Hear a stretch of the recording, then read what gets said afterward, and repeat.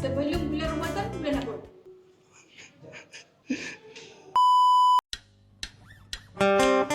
Namakan dua jenis baju raya perempuan. Kebaya dengan baju kurung. Namakan tiga lauk raya. 3 lauk raya. Pertama, rendang. Lagi sekali boleh? Rendang, lemang, ketupat. Namakan dua jenis baju Melayu lelaki. Baju Melayu cekak musang dengan satu lagi baju Melayu teluk belanga. Hari raya diraihkan pada bulan Aidilfitri.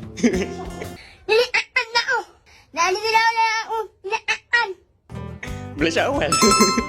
perkara wajib yang perlu ada pada hari raya. Perkara wajib yang perlu ada. Duit raya. Betul. Dalam Islam, sebelum bulan Ramadan, bulan apa? Syaban.